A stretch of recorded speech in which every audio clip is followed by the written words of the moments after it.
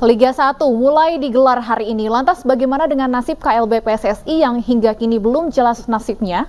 Untuk membahasnya sudah bergabung bersama kami Presiden Madura United Ahsanul Kossasi. Selamat sore waktu Jakarta, Pak Ahsanul. Terima kasih sudah meluangkan waktu di tengah kesibukannya lagi di luar negeri ya, Pak?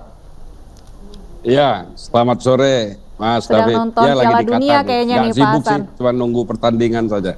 Baik Pak Ahsanul, saya ingin mulai dengan pertanyaan Liga 1 ini kan sudah dimulai. Nah, sejauh ini apa tanggapan Anda, Pak?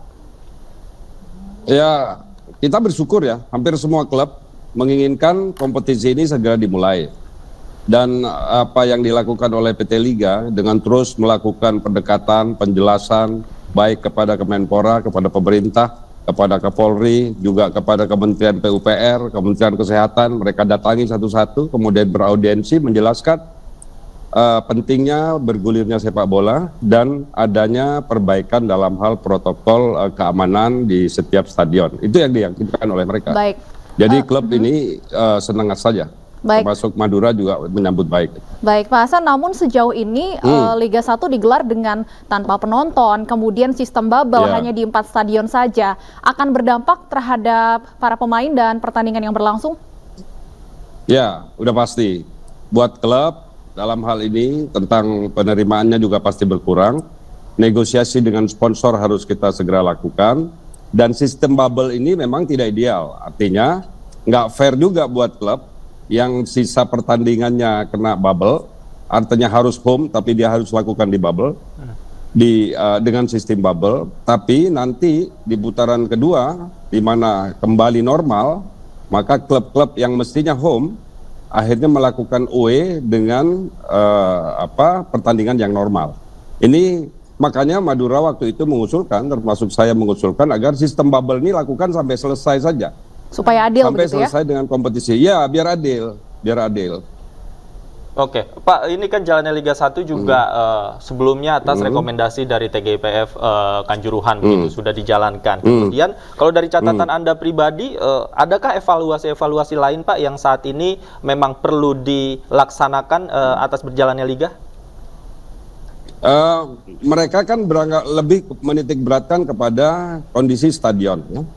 Kalau kita kaitkan dengan kondisi Kanjuruhan, tragedi Kanjuruhan, di mana Aremania masih terus menuntut keadilan dalam hal ini, itu adalah bagi Aremania tidak ada pilihan. Mereka harus melakukan seperti itu karena mereka ingin usut tuntas. Siapapun klub yang mengalami hal seperti itu, supporternya pasti akan melakukan hal-hal demikian untuk empati dan respek kepada kepada keluarga yang tinggal. Tapi apa yang dilakukan oleh teman-teman di kepolisian dengan melakukan inspeksi dan rekomendasi terhadap sejumlah stadion yang ada di Jawa Tengah menurut mereka layak sesuai dengan peraturan polisi di nomor 10 dan pasal 10 tentang kondisi stadion itu bagus. Artinya ya sudah, kompetisi tetap jalan. Terhadap recovery tragedi Kanjuruhan kita lakukan sambil jalan, termasuk juga penegakan hukumnya dilakukan sambil jalan. Baik, lalu terkait dengan KLB PSSI, Pak Ahsan, sejauh ini informasi yang Anda terima, apakah masih sesuai jadwal Februari 2023? Surat FIFA mengatakan demikian, mestinya tidak ada perubahan ya, Februari. Jadi ya kita lakukan kongres, tapi kan sebelumnya harus bentuk komite pemilihan dulu. Kalau sepengetahuan Anda nih Pak, untuk arah para voters, seperti apa nih, ke arah mana nih kira-kira untuk pemilihan Ketua Umum PSSI nanti? Belum tahu, tapi yang pasti voters harus segera berubah juga ya, dengan pola-pola, jangan sampai ada pemilihan-pemilihan yang dulu kita terulang. Gitu. Ya pemilihan secara gentle saja yang memang menurut mereka layak, silakan pilih gitu, tanpa adanya embel-embel aneh-aneh yang nantinya juga akan merugikan sepak bola itu sendiri.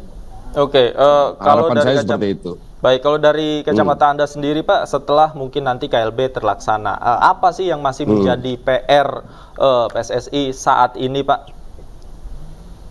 PSSI itu kan hanya tiga hal ya. Artinya dituntut oleh masyarakat dalam 3 hal. Pertama adalah timnas, yang kedua adalah timnasnya yang baik, ya.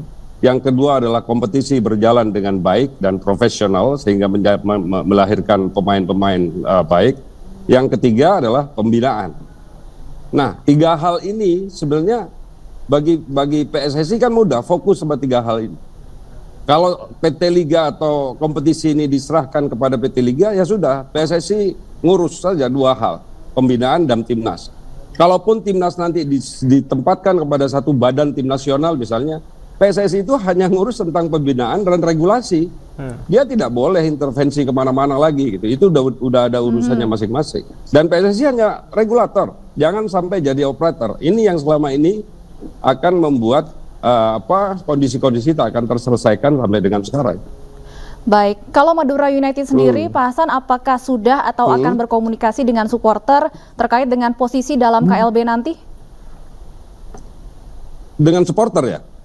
Dengan supporter kan Madura United intens ya. Artinya mereka jangan sampai gaduh, jangan sampai melakukan demo-demo seperti dulu. Kita lihat saja proses pemilihan ini seperti apa dan proses transisi ketua umum kalau toh memang harus dipilih kembali atau mungkin yang lama juga maju lagi, kan macam-macam ini.